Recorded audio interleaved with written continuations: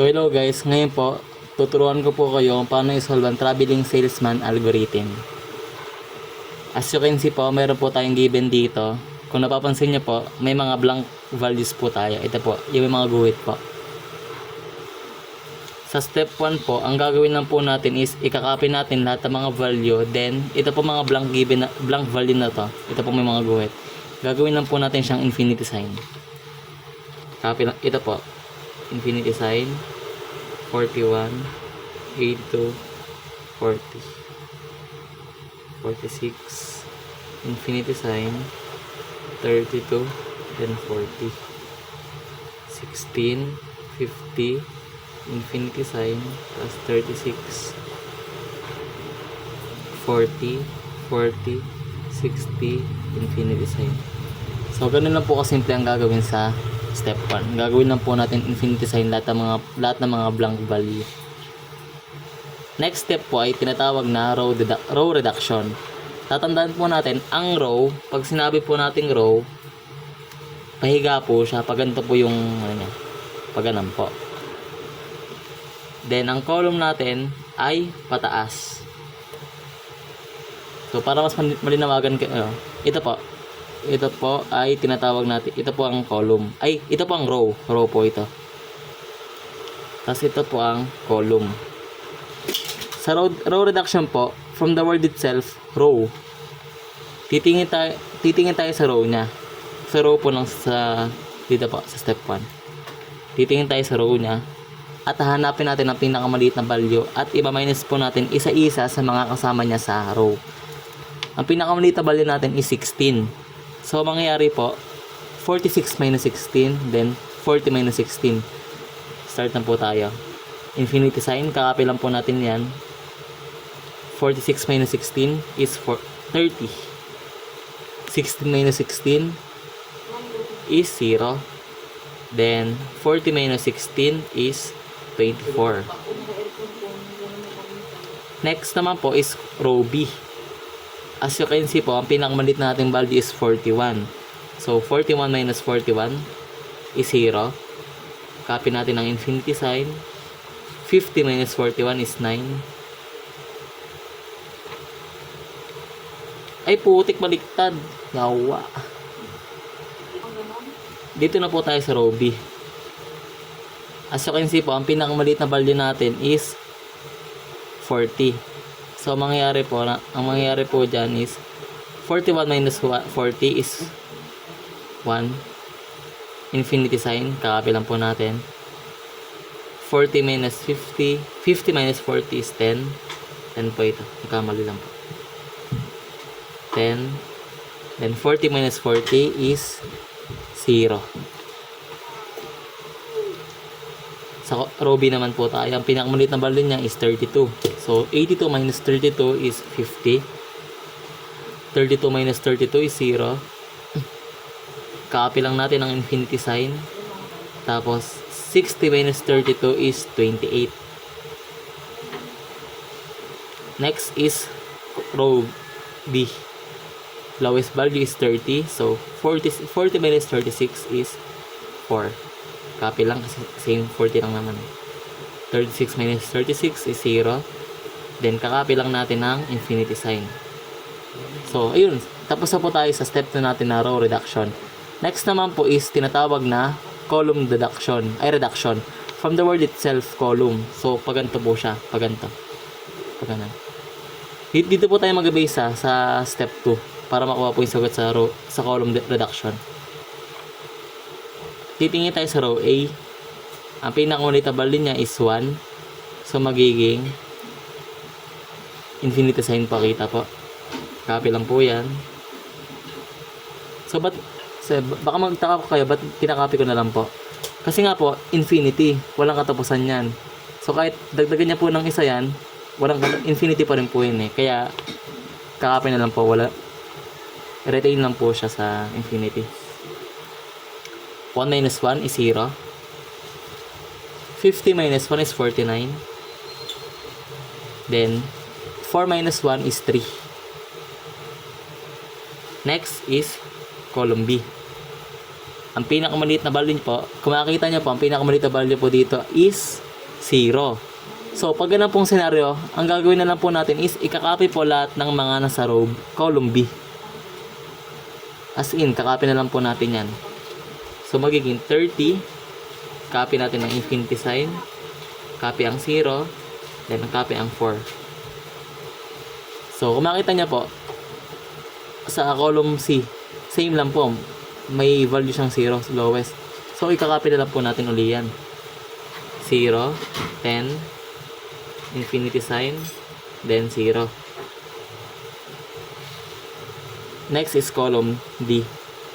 0 pa rin po ang pinakamaliit na value. So, which means, kakopy na lang po natin yan 24, 0, 28, tapos infinity sign. Next step po, ang gagawin po natin is selection at cancellation ng 0.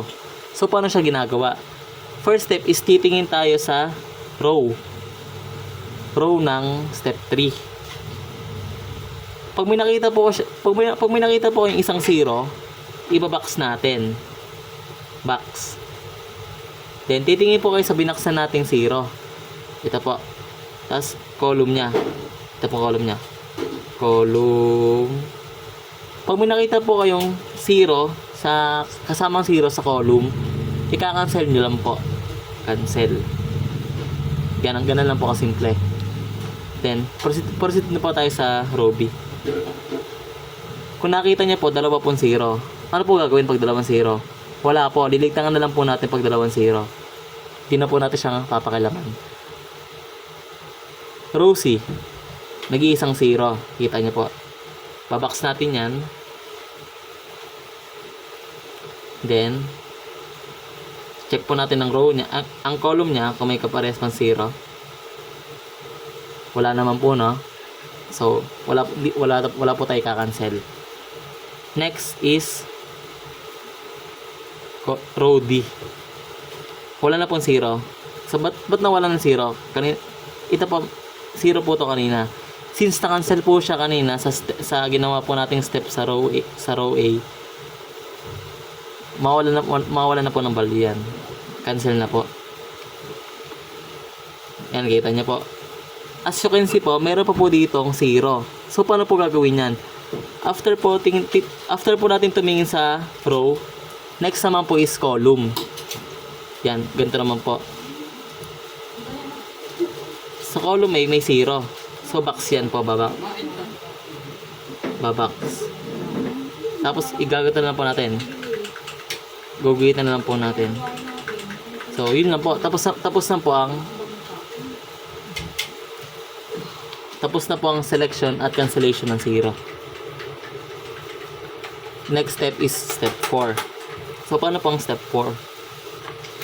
Ito pong ginawa po natin yung may mga guhit-guhit po. Ang rules po dyan, kapag nasa guhit po, ito pong nasa guhit pong mga to. Ito po. Pag nasa guhit po yung mga number, hindi na po siya babaguhin. Ano lang po, ikakopy na lang po natin yan. So, copy na lang po natin ng 30. Infinity. 0. At 4. Tapos 0. Kasi nasa linya siya. Ito pong intersection. Pag nasa intersection po, ang gagawin po, ipa-plus po natin siya sa pinaka-lowest na value na makikita natin sa given. So, ano pong pinaka-lowest na value makikita na sa given? Bukod sa 0 po ha. Bukod sa 0. 3 po. So, mangyayari po dyan, lahat po na nasa intersection is ipa-plus po natin sa pinaka-lowest na value sa given, which is 3. So, magiging, ang sagot po dito is 10 plus 3 is 13. Ito po, since nasa guhit po siya, copy lang. Tapos itong 0, nasa guhit, copy lang din. 0 nasa guhit. Ito pong 0 to. Copy lang din po yan. So, paano naman po yung mga nasa hindi po kasama sa mga guhit? Nasa labas po. Ang gagawin po natin dyan is ima-minus natin po sa pinakamaliit na value, which is 3 po. Since infinity po ito, copy lang po natin yan lagi. Ito po, kung makita nyo po dito, 49. So, mangyayari po dyan is 49 minus 3 is 46. Itong 3, maminus mo siya sa sarili niya. Ang magiging sagot ay 0. 3 minus 3 is 0. 24. 24 minus 3 is 21. 28 minus 3 is 25. Then, infinity na ito. Automatic, kakapin na po natin yan. After po natin nagawa yun, yung mga rules po natin sa mga guhit-guhit, gagawin po ulit natin ang selection at cancellation ng 0.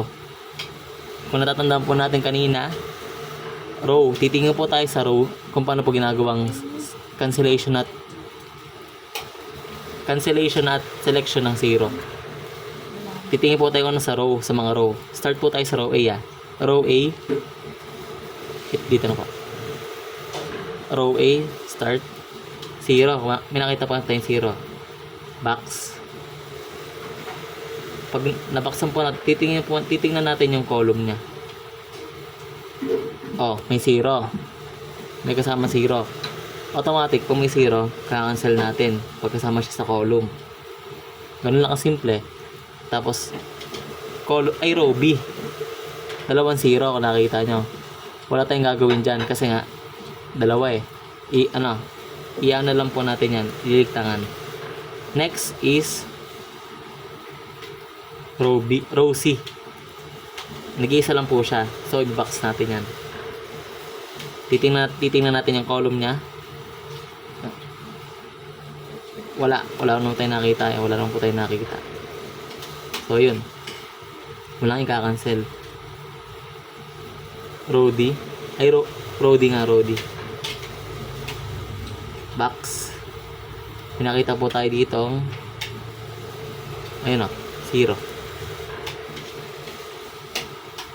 Kasama sa column. Cancel po natin yan.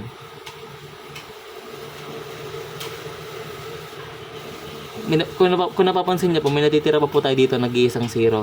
So, gaya nga po ng sinabi ko kanina, pagkatapos ng row is column. Check natin to. Column, wala lang 0. Column, may 0 na, nabaksan na. Ang column C, may nabaksan na din. Column D, may nag-iisang 0. So, ngayon natin siya ibabox.